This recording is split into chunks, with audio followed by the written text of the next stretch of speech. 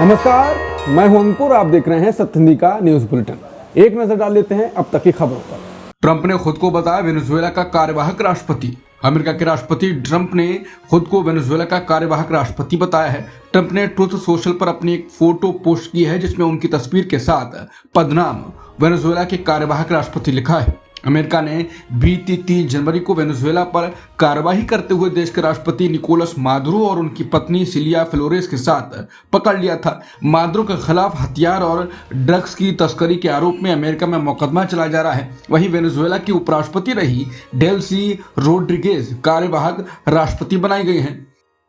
Greenland का टकराव अब निर्णायक मोड़ पर। ट्रंप की धमकी के बाद डेनमार्क की पीएम का बयान। डेनमार्क के प्रधानमंत्री मेते फेडरिक्सन ने कहा है कि उनका देश ग्रीनलैंड के भविष्य को लेकर निर्णायक मोड़ पर खड़ा है।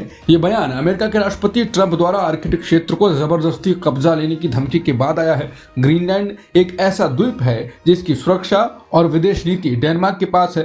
ट्रंप ने ग्रीनलैंड पर कब्जा करने की बात कही है। वहीं फ्रेडरिक्सन ने कहा है कि डेनमार्क अपने मूल्यों की रक्षा करने के लिए तैयार है और अंतर्राष्ट्रीय कानून व आत्म निर्णय के अधिकार का पालन करेगा। रजा पहलवी बोले, ईरान की आजादी करीब है, हम अकेले नहीं, अंतर्राष्ट्रीय मदद मिलेगी। ईरान के आखिरी शाह के बेटे रजा पहलवी ने ईरानी प्रदर्शनकारियों के नाम एक पोस्ट में कहा है कि देश की आज़ादी करीब है। उन्होंने कहा कि पिछले 2 हफ्तों में, खासकर पिछले 4 दिनों में आपने बड़े पैमाने पर देशव्यापी प्रदर्शनों से गैर कानूनी इस्लामिक रिपब्लिक की नींव हिला दी है। मैं इस्लामिक रिपब्लिक को उखाड़ फेंकने और अपने प्यारे ईरान को वापस पाने के लिए राष्ट्रीय विद्रोह के एक नए चरण की घोषणा कर रहा हूं। उन्होंने लिखा, ईरान की आज़ादी करीब है, हम अकेले नहीं हैं, जल्द ही अंतर्राष्ट्रीय मदद मिलेगी। अफवाहों पर ईरान का खंडन, भारतीयों की गिरफ्तारी की खबर फर्जी बताई। भारत में ईरान के राजदूत मोहम्मद फताली ने उन खबरों को झूठ बताया है जिसमें दावा किया गया है कि ईरानी पुलिस ने दंगों और तोड़फोड़ में शामिल कुछ अफगानों और भारतीयों को गिरफ्तार किया। फताली ने इन अफवाहों का खंडन करते हुए एक्स पर लिखा, ईरान के घटनाक्रम के बारे में कुछ विदेशी एक्स अकाउंट्स पर फैलाई गई खबर पूरी तरह से झूठी है। मैं सभी संबंधित लोगों से गुजारिश करता हूं कि वो अपनी खबरें विश्वसनीय स्रोतों से प्राप्त करें। उन्होंने एक एक्स पोस्ट का स्क्रीनशॉट भी डाला जिसमें आरोप लगाया गया था कि पुलिस ने 10 अफगान और 6 भारतीय नागरिकों को गिरफ्तार किया जो अबादान खजुस्तान में दंगों और तोड़फोड़ के पीछे मुख्य आरोपी थे। ईरान संकट पर ट्रंप का बड़ा बयान, सैन्य कार्रवाई के संकेत। ईरान में जारी प्रदर्शनों पर अब अमेरिका खुलकर सख्त रुख दिखा रहा है। अमेरिकी राष्ट्रपति ट्रंप ने कहा है कि वॉशिंगटन ईरान के हालात को लेकर बहुत मजबूत विकल्पों पर विचार कर रहा है जिनमें सैन्य कार्रवाई भी शामिल है। रविवार देर रात एयरफोर्स 1 में पत्रकारों से बात करते हुए ट्रंप ने कहा कि हम इसे बहुत गंभीरता से देख रहे हैं, हमारी सेना इस पर काम कर रही है, हमारे पास बहुत सख्त विकल्प हैं और जल्दी फैसला किया जाएगा।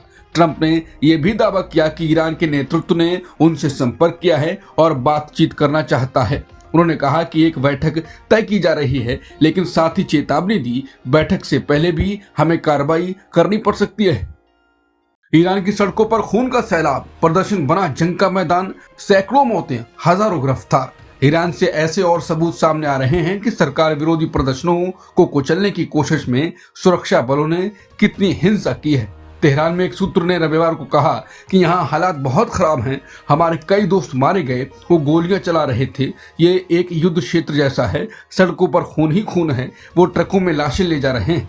बीबीसी की रिपोर्ट के मुताबिक तेहरान के पास एक मुर्दा घर के फुटेज में लगभग 180 बॉडी बैग गिने गए। अमेरिका स्थित human rights activist news agency का कहना है कि उसने देश भर में 495 प्रदर्शनकारियों और 48 सुरक्षाकर्मियों की मौत की पुष्टि की है। एजेंसी का कहना है कि पिछले 2 हफ्तों की अशांति के दौरान 10,600 और लोगों को हिरासत में लिया गया। वहीं रविवार को ईरानी सरकार ने अमेरिका और इजराइल के खिलाफ लड़ाई में मारे गए शहीदों के लिए 3 दिन के शोक की घोषणा की है। नेतन्याहू का खुला संदेश, ईरान में सत्ता के बदलाव की उम्मीद। ईरान में जारी बड़े प्रदर्शनों के बीच इजराइल के प्रधानमंत्री बेन्यामिन नेतन्याहू का बड़ा बयान सामने आया। कैबिनेट बैठक में नेतन्याहू ने कहा कि उन्हें उम्मीद है कि ईरान जल्द ही तानाशाही की बोझ से मुक्त होगा। नेतन्याहू ने कहा कि हम सभी चाहते हैं कि फारसी जनता जल्द ही अत्याचार के इस बोझ से आजाद हो। जिस दिन ये होगा उस दिन इजराइल और ईरान फिर से शांति और समृद्धि के भविष्य के निर्माण में साझेदार बनेंगे।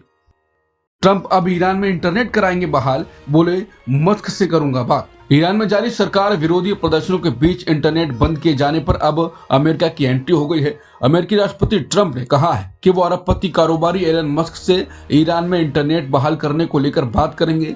ट्रंप ने पत्रकारों से कहा कि एलन मस्क इस तरह के काम में बहुत अच्छे हैं, उनकी कंपनी बहुत शानदार है। ट्रंप का इशारा एलन मस्क की कंपनी स्पेस एक्स और उसकी सैटेलाइट इंटरनेट सेवा स्टारलिंक की ओर था, जिसका इस्तेमाल पहले भी ईरान में इंटरनेट उपलब्ध कराने के लिए किया जा चुका है। ये बयान ऐसे समय आया है जब ईरानी सरकार ने प्रदर्शनों को रोकने के लिए पूरे देश में इंटरनेट सेवाएं बंद कर दी हैं। एलओसी पर ड्रोन घुसपैठ, सेना की जवाबी कार्रवाई। जम्मू कश्मीर में नियंत्रण रेखा यानी एलओसी पर रविवार शाम तनाव बढ़ गया जब पाकिस्तान की ओर से ड्रोन घुसपैठ की कोशिश की गई।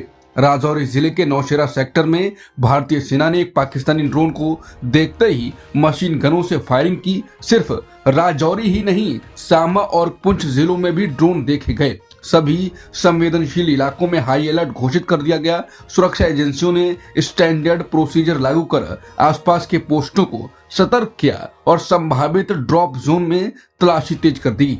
अधिकारियों के अनुसार ये ड्रोन पाकिस्तान से भारतीय हवाई क्षेत्र में आए, कुछ देर मंडराए और फिर वापस लौट गए। पूर्व नौसेना प्रमुख को वोटर पहचान नोटिस। 1971 युद्ध के वीर को अनमैप्ड बताया। भारत के पूर्व नौसेना प्रमुख एडमिरल अरुण प्रकाश को चुनाव आयोग ने नोटिस भेजा है। ये नोटिस चल रहे एसआईआर अभियान के तहत वोटर लिस्ट में पहचान सत्यापन के लिए भेजा गया है। एडमिरल अरुण प्रकाश गोवा में रिटायरमेंट के बाद से रह रहे हैं। अधिकारियों के अनुसार उनका नाम 2002 की वोटर लिस्ट में नहीं मिला, इसलिए उन्हें अनमैप्ड कैटेगरी में रखा गया है। चुनाव अधिकारी ने बताया कि सोमवार को उनके फॉर्म की जांच की जाएगी और उनसे संपर्क किया जाएगा। इस नोटिस पर सोशल मीडिया पर सवाल उठे हैं क्योंकि एडमिरल प्रकाश का पेंशन रिकॉर्ड और लाइफ सर्टिफिकेट पहले से सरकारी डेटाबेस में मौजूद है। गौरतलब है कि एडमिरल प्रकाश 1971 के भारत पाक युद्ध के नायक हैं और उन्हें वीर चक्र से सम्मानित किया गया है। रॉयटर्स की रिपोर्ट पर केंद्र सरकार का खंडन। स्मार्टफोन सोर्स कोड वाली खबर को बताया गलत। रविवार को केंद्र सरकार ने उस रिपोर्ट को सिरे से खारिज कर दिया जिसमें दावा किया गया था कि भारत सरकार स्मार्टफोन कंपनियों से उनका सोर्स कोड मांगे जा रही है। यह दावा रॉयटर्स की एक रिपोर्ट में किया गया था।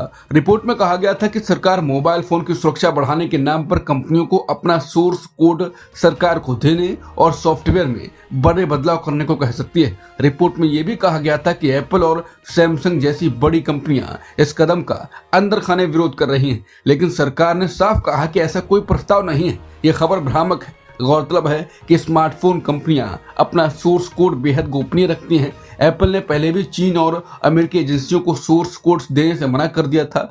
केंद्र सरकार की फैक्ट चेक एजेंसी पीआईबी ने रॉयटर्स की रिपोर्ट को गलत बताया और साफ कहा कि भारत सरकार ने स्मार्टफोन कंपनियों को उनका सोर्स कोड देने के लिए मजबूर करने का कोई प्रस्ताव नहीं रखा है।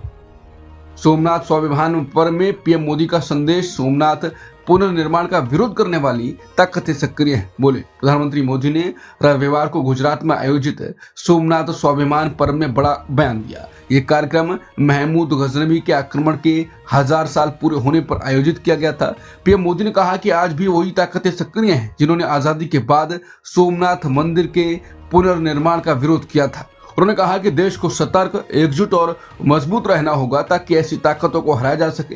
पीएम मोदी ने कहा कि सोमनाथ की कहानी हार की नहीं, जीत और पुनर्जागरण की कहानी है। हमलावर इतिहास के पन्नों में सिमट गए, लेकिन सोमनाथ आज भी गर्व से खड़ा है। पीएम मोदी ने यह भी कहा कि आजादी के बाद जब सरदार पटेल ने सोमनाथ मंदिर के पुनर्निर्माण का संकल्प लिया था, तब भी कुछ लोगों ने उसमें रुकावट डालने की कोशिश की थी।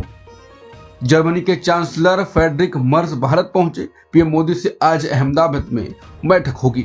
जर्मनी के संघीय चांसलर फ्रेडरिक मर्ज सोमवार सुबह अहमदाबाद पहुंचे। वो पीएम मोदी के निमंत्रण पर 12 से 13 जनवरी तक भारत की आधिकारिक यात्रा पर हैं। फ्रेडरिक मर्ज का यह भारत का पहला आधिकारिक दौरा है। आज ही अहमदाबाद में पीएम मोदी और फ्रेडरिक मर्ज के बीच अहम बैठक होगी। इस मुलाकात में भारत जर्मनी संबंधों, व्यापार, तकनीकी और वैश्विक हालात पर चर्चा होने की उम्मीद है। अमेरिका पहुंचे केंद्रीय मंत्री अश्विनी वैष्णव क्रिटिकल मिनरल्स पर होने वाली बैठक में लेंगे हिस्सा। इलेक्ट्रॉनिक्स और सूचना प्रौद्योगिकी मंत्री अश्विनी वैष्णव रविवार को अमेरिका की राजधानी वॉशिंगटन डीसी पहुंचे। अश्विनी वैष्णव यहाँ क्रिटिकल मिनरल्स पर एक मीटिंग में हिस्सा लेंगे, जिसकी मेजबानी अमेरिकी वित्त मंत्री स्कॉट बेसेंट कर रहे हैं। कोहली ने तोड़ा एक और रिकॉर्ड, 28,000 रन पूरे, दुनिया में दूसरे नंबर पर पहुंचे कोहली। भारतीय क्रिकेट स्टार विराट कोहली ने एक और बड़ा रिकॉर्ड अपने नाम किया है। न्यूजीलैंड के खिलाफ पहले वनडे में कोहली ने 28,000 रन पूरे कर लिए और ये उपलब्धि हासिल करने वाले दुनिया के सबसे तेज खिलाड़ी बन गए हैं। कोहली ने यह मुकाम अपनी 624वीं पारी में हासिल किया, जो सचिन तेंदुलकर से 20 पारियां कम है। इस लिस्ट में कोहली अब सचिन तेंदुलकर के बाद दूसरे सबसे ज्यादा रन बनाने वाले खिलाड़ी बन गए हैं। अब तक की खबरों में इतना ही। बाकी खबरों के लिए बने रहिए सत्य हिंदी के साथ।